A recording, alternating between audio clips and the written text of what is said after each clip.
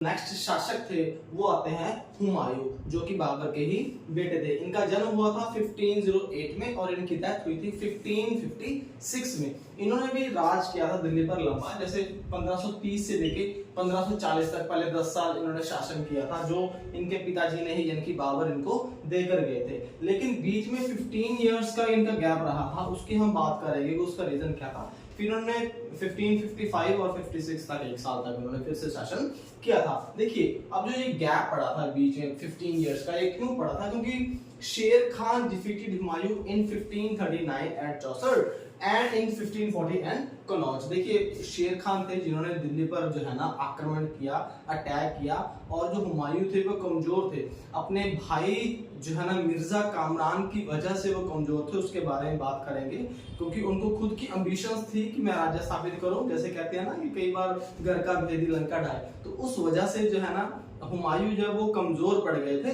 और उन्होंने जो है ना अपनी जान बचाकर वो भाग लिए थे। उन्होंने कह दिया था शेर खान ने कि अगर तुमने जिंदा रहना है तो you should flee to Iran. Flee का मतलब होता है भागना, जान बचाकर भागने के लिए हम जो टर्म यूज करते हैं दैट इज फ्ली। तो asked him to flee to Iran. अब शेर खान ने कहा कि आप जाओ यहाँ से और दिल्ली हमें दे जाओ। तो 1540 से लेकर 1555 तक 15 साल तक शेर खान ने रहा और जो हुमायूं थे वो ईरान चले गए। ईरान जाकर क्या किया उन्होंने, लेकिन ऐसा नहीं था कि वो बैठ गए थे चुपचाप। देखिए बहुत ही समझने वाली बात है, इंटरेस्टिंग बात है। जो वो जब वहां से 1540 को जब चले गए थे हुमायूं ईरान की तरफ, तो वो चुपचाप नहीं बैठे थे। उनको ये था कि मैंने अपना जो राज्य है वो वापस लेना है। So he worked very very hard over there. So what he did, he received help from Safavid Shah. वहां के एक जो है शासक थे, एक इंपीरियर थे, जिनके पास सेना थी, बल था, ताकत थी, दिमाग था कि कैसे जो है ना अटैक करना है। तो उन्होंने प्रॉमिस किया हुमायूं की हेल्प करने का, and again attacked on Delhi and captured again in 1555। जो दिल्ली का शासन था वो शेर खान को हराकर वापस ले लिया था। कब ले लिया था? 1555 में वापस ले लिया था। बट अगले ही साल उनकी डेथ हो गई थी, हुमायूं की डेथ हो गई थी, यानी कि 1556 में उनकी डेथ हो गई थी। What happened? अब इनके बारे में थोड़ी सी और जानकारी क्या कहते हैं, he divided his inheritance होता है उत्तराधिकारी, यानी कि वंश जो है ना वो किसका था, आगे कैसे कैसे जाएगा। लेकिन जो इन्होंने इनहेरिटेंस जो इनकी थी, जो डिवाइड किया था, वो अपनी फादर की यानी कि बाबर की विल के अकॉर्डिंग ही जो है ना डिस्ट्रीब्यूट किया था। He divided his inheritance according to the will होता है वसीयत, will of his father. His brothers were each given a province. Province देखिए आजकल हम स्टेट बोलते हैं, पहले बोलते थे प्रोविंस, राज्य है। किसी एक राज्य को वहां पर प्रोविंस बोलते थे, जो कि बहुत ही कम थी तब। तो एक एक प्रोविंस सभी भाइयों को मिल गई थी बराबर।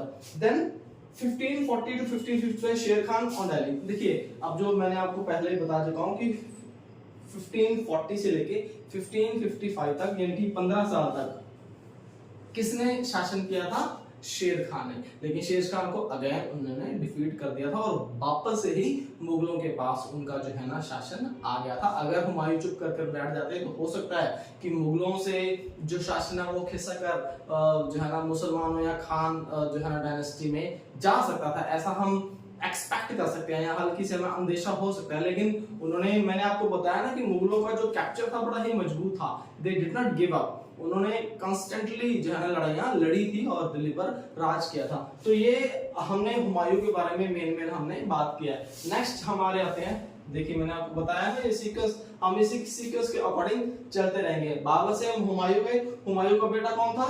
अकबर। तो अब हम बात करते हैं अकबर की। Keep on watching.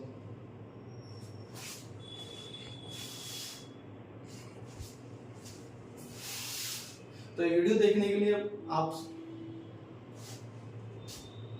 I hope ये वीडियो आपको अच्छी लगी होगी बच्चों। अगर अच्छी लगी है तो प्लीज इस वीडियो को लाइक कीजिए और चैनल को भी सब्सक्राइब कीजिए, शेयर कीजिए। इस तरह की छोटी छोटी जानकारी मैं आप लोगों के साथ शेयर करता रहूंगा।